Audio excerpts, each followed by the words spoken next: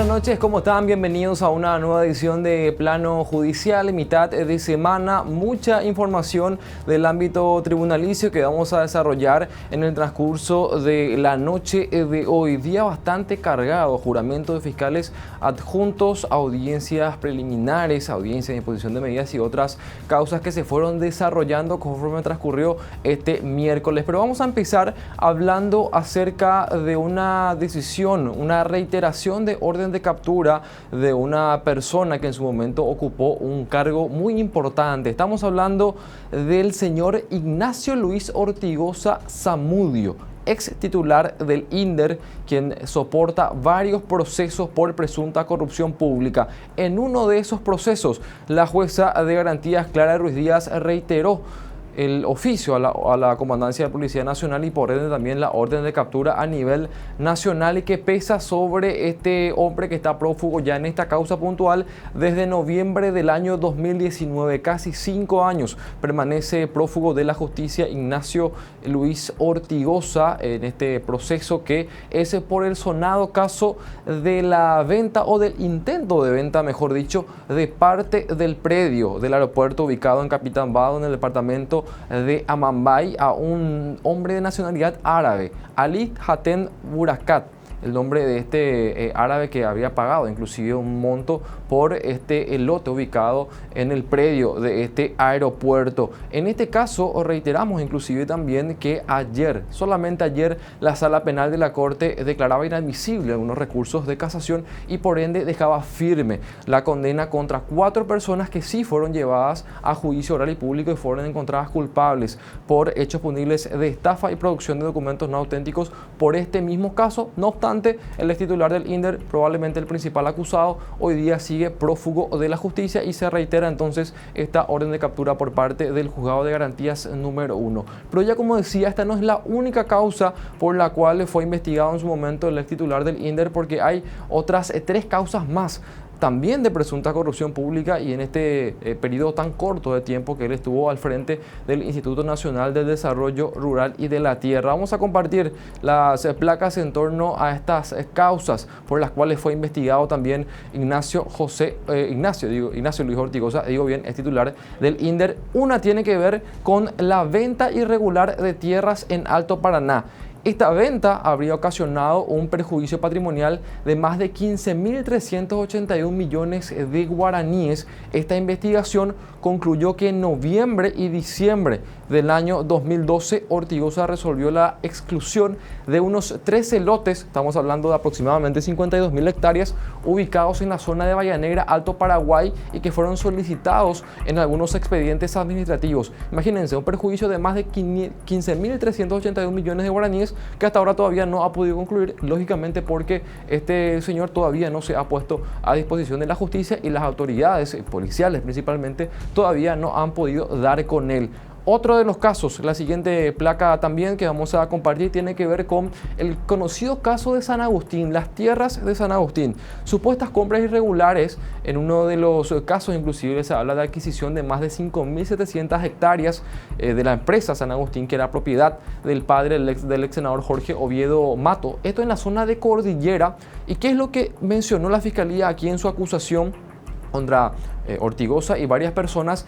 Que estas más de 5.700 hectáreas no eran productivas para el fin por los cuales se pagó más de 60.000 millones de guaraníes. Se realizó ya inclusive un juicio oral y público por esta causa, luego se terminó anulando. Está pendiente un juicio oral y público respecto a las personas que sí fueron llevadas, reitero, a juicio oral y público, entre ellas inclusive ex funcionarios del MOPC, también que estaban procesados por este millonario prejuicio patrimonial que la Fiscalía menciona en una acusación. Hoy día esto está trabado, y respecto a Ortigosa, por supuesto, esto no pudo avanzar debido a que él está prófugo de la justicia. Pero hay otra causa, decíamos ya, además del caso del aeropuerto de Capitán Vado y estas 2 que acabamos de comentar, hay una tercera causa que guarda relación con la venta de tierras en la reserva de Embaracayú, en lo que es de la Itaipú Binacional.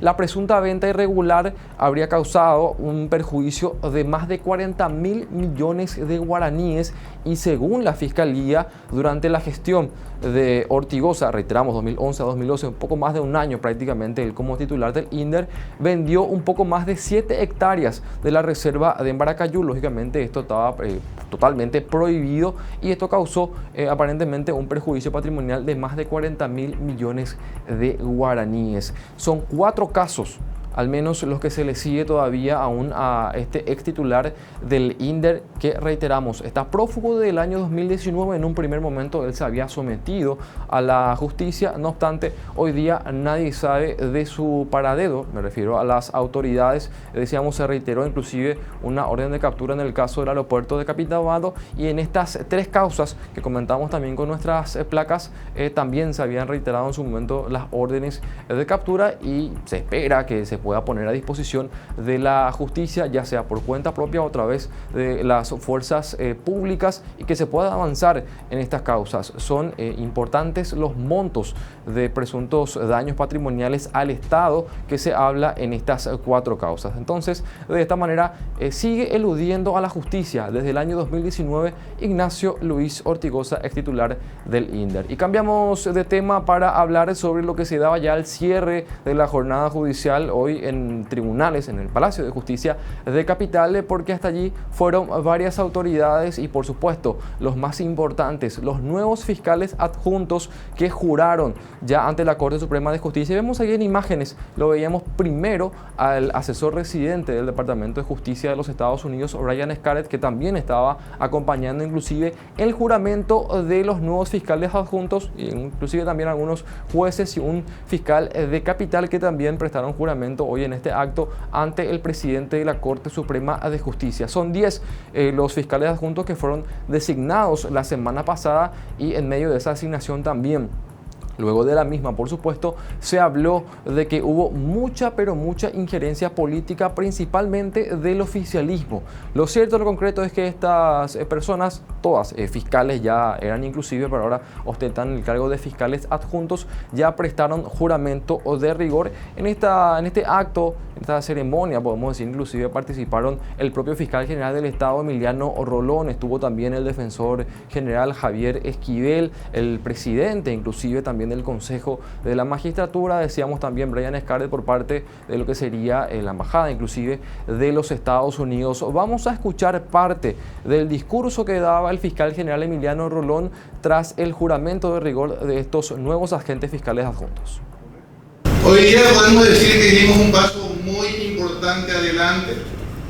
Designamos a la gente dentro de los méritos que acumularon a lo largo de su misión y comprometidas precisamente con esta gestión que es necesaria, el estar presente en los escenarios principales. El Ministerio Público tiene misiones muy importantes que a lo largo de la historia no los recordamos. Hoy somos autónomos y autárquicos para desempeñar la difícil misión de preparar el caso penalmente relevante y sostenerlo en cada una de las etapas del proceso, ya está en ejecución penal. Díganme si no es relevante la función. Pero además de esa función principal tenemos otras que no lo desarrollamos en la historia: la representación social, la defensa de los derechos de comunidades originarias, el medio ambiente y los intereses difusos, entre otros. Esas misiones no están regladas hoy por una ley que está en la Constitución Nacional, por lo tanto es un compromiso activo. Por esas razones precisamos cada uno de los adjuntos y agentes fiscales estar en los escenarios del crimen. ¿Por qué? Porque sencillamente es la única forma de controlar la gestión de los agentes fiscales, arraigarnos en los sitios y a partir de ahí ejercer nuestra misión. Si cumplimos con esa noble tarea, la República habrá dado un enorme paso. Felicitaciones y muchas gracias por la presencia de todos. Se resaltaba el doctor Emiliano Rolón la necesidad de que estos nuevos fiscales adjuntos estén en las áreas designadas propiamente por él mismo, y de hecho que momentos después de haberse dado este acto de juramento ya se dio a conocer dos resoluciones por las cuales justamente ya estos nuevos fiscales adjuntos saben y fueron asignados a cumplir funciones en las respectivas áreas. Y leemos en imágenes, por ejemplo, la reasignación inclusive de algunos fiscales adjuntos. Lo cierto, lo concreto, estos 10 fiscales que paso a mencionar a continuación, y por supuesto también la zona en las cuales van a tener que cumplir esta función.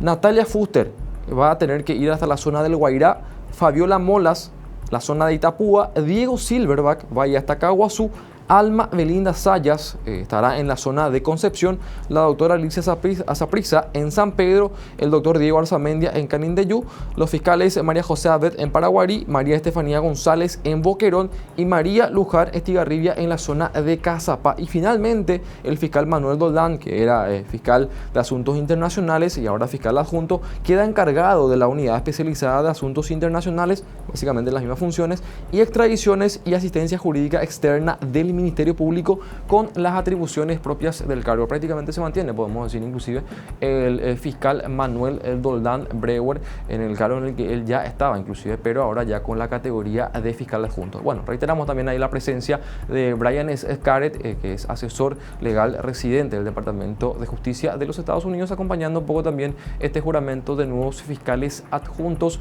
que a partir de ahora van a tener que desempeñar funciones entonces en estas áreas que ya mencionábamos. Nosotros tenemos que hacer la pausa y a la vuelta seguimos con más aquí en Plano Judicial.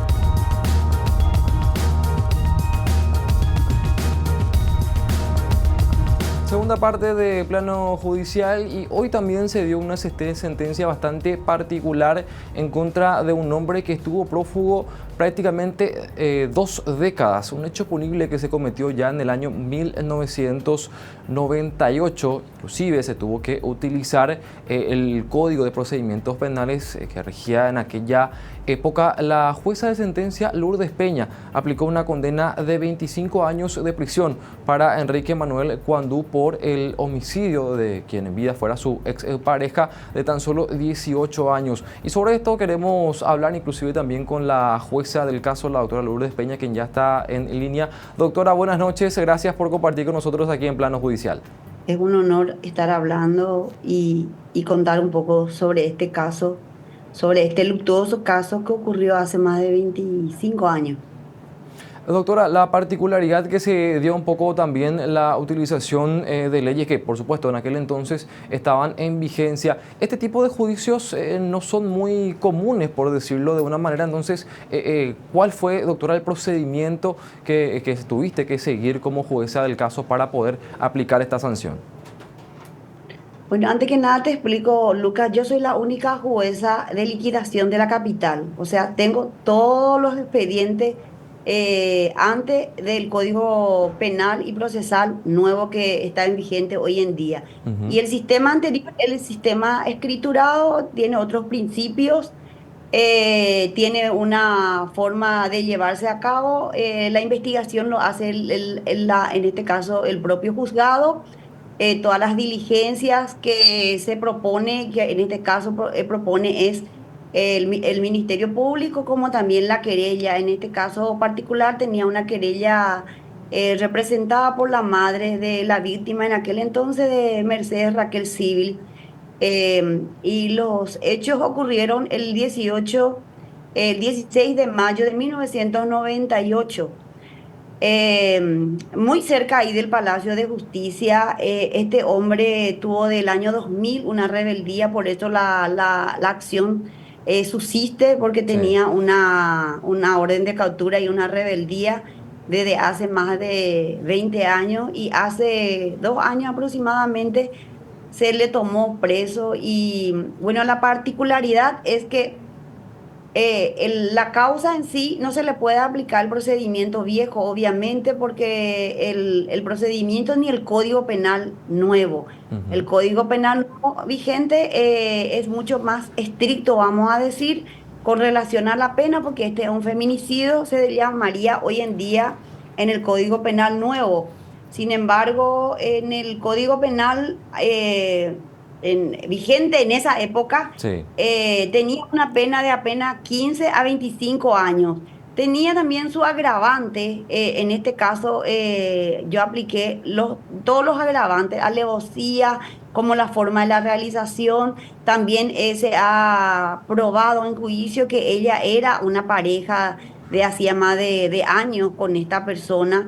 Entonces, al hacer la medición de la pena también se hace dentro del marco del proceso y del Código Penal antiguo y no se hace por el artículo 65 y una vez que hice la medición también encontré como 5 factores que determinaron que suba la pena a la pena máxima. Específicamente la forma violenta y bestial que realizó este macabro hecho este señor cuando eso era un más joven, pero no muy joven porque tenía en la época 34 años y la chica Sí. tenía apenas 18 años, acababa de cumplir. Incluso tenía una convivencia con ella ya de menor de edad.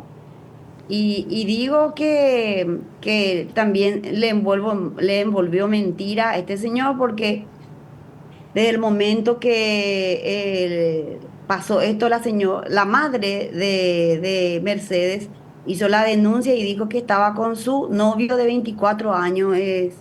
Y eso quiere decir que ni siquiera la edad le contó a los familiares porque él tenía muchísimo más. Y de acuerdo a las pruebas que ya estaban en el expediente, que son de por sí muy interesantes y muy importantes para dar el resultado y el veredicto final. Uno de ellos es que este es un feminicidio que le llamaríamos hoy en día porque tiene todas las características de un feminicidio. Tiene el maltrato anterior, el machismo, la prepotencia. Existe un poder dentro de este relacionamiento precisamente porque él era hombre y mucho mayor que él. Claro. Él lo manejaba, lo maltrataba. Ya esta magistrada tomó las declaraciones testificales de la hermana, de los parientes y todos aportaron que este señor en la época era una persona celoso, posesivo, violento y en varias ocasiones le había golpeado, incluso unos días de su cumpleaños, en el cumpleaños de ella le encontraron moretones. Y ese fue el motivo por el cual Ujú. ella quiso separarse de este muchacho. Y obviamente, como todo relacionamiento tóxico, este señor no quería dejarlo y ese fue el motivo por el cual ese día una de las tantas peleas Claro. fue que él se retire de la casa. Esta chica tenía apenas 18 años, sin embargo, ella estaba encargado ya del pequeño establecimiento de comida que se llamaba La Ribera, que era propiedad de su madre. Le dejaba ella encargada y en ese entonces también con el novio, con este muchacho. Doctora, Y sí, sí, sí, te la escucho. pregunta que muchas veces surge también en este tipo de casos es ¿por qué tanto tiempo pasa? 1998 el hecho, hoy día recién una condena. Como jueza, la experiencia que tenés también, ¿cuál es la respuesta que se puede dar cuando dan este tipo de comentarios de por qué la justicia tarda tanto en llegar, por ejemplo, a una condena como esta?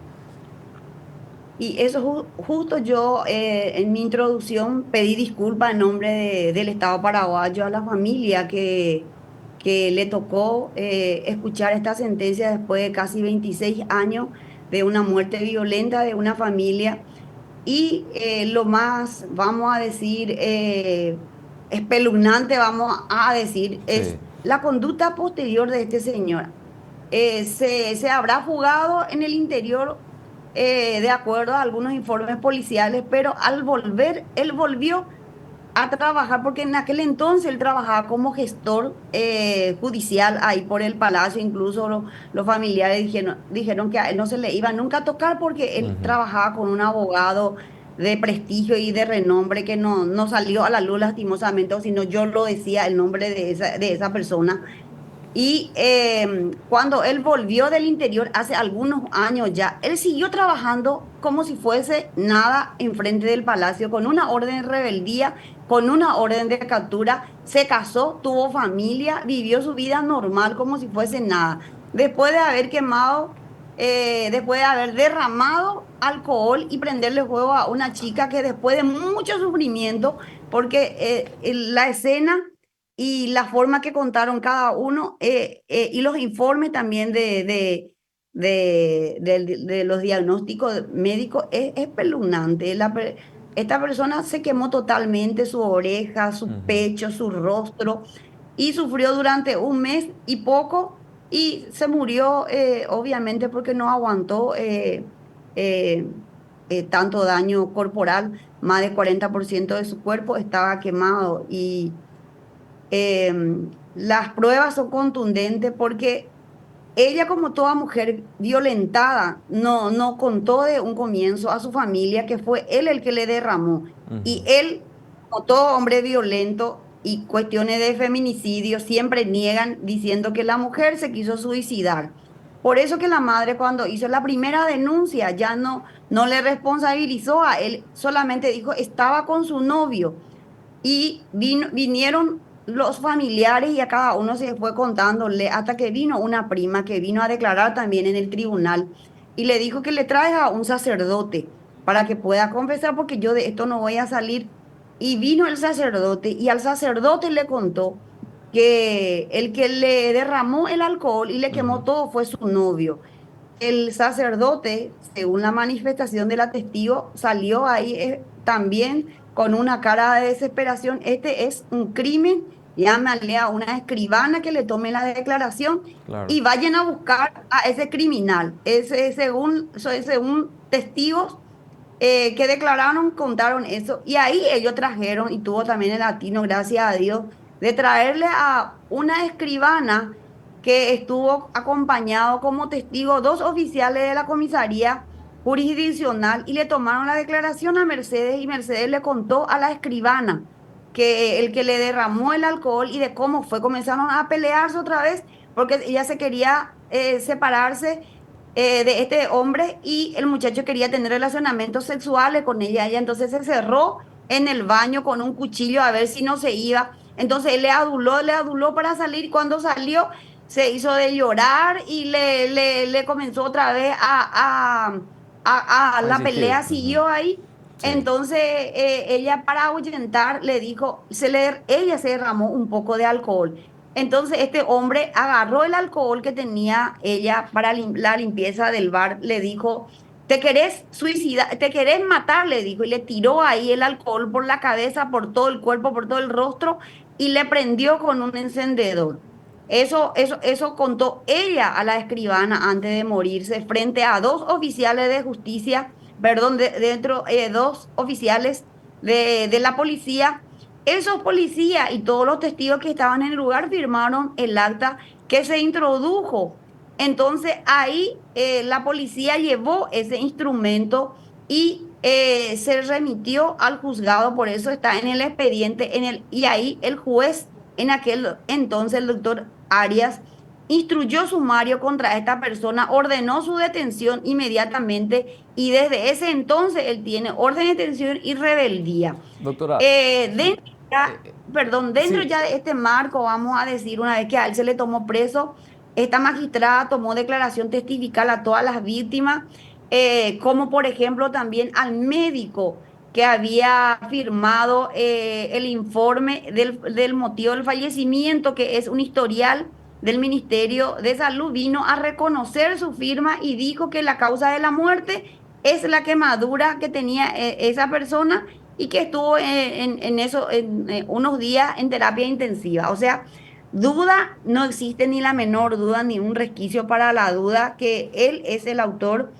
material y ocasionado por la quemadura de María Mercedes Civiles. Doctora, evidentemente una causa con muchísimas pruebas, pese a todo el tiempo que pasó. Te agradecemos mucho, doctora Lourdes Peña, por este tiempo y por todos los datos. Vamos a seguir de cerca también para saber cómo termina, por supuesto, esta causa. Así que muchas gracias por el tiempo, doctora. Muchísimas gracias. Bueno, la jueza de sentencia Lourdes Peña entonces sobre esta condena que se da luego de bastante tiempo. Y antes de cerrar tenemos que hablar también sobre esta denuncia que presentó el titular de la Dirección Nacional de Ingresos Tributarios contra dos fiscales. El fiscal Alcides Corbalán y también la fiscal adjunta, estamos hablando de la fiscal Patricia Rivarola, por presunto mal desempeño en funciones. Se solicita al jurado de enjuiciamiento de magistrados la remoción de estos dos agentes fiscales y esto guarda relación con el pedido de desestimación y la propia desestimación que se había resuelto a pedido del Ministerio Público de una denuncia que se presentó contra el exdirector del Mercado 4, Juan Villalba Idoyaga. Él había sido denunciado por el propio Óscar Urue por supuestamente negarse a un control o a una irregularidad que se dio durante un operativo de control durante las ventas por Reyes Magos en enero ya del año pasado, cuando los funcionarios de la SET fueron expulsados de la avenida Eusebio Ayala. La denuncia era por supuesta coacción, usurpación de funciones públicas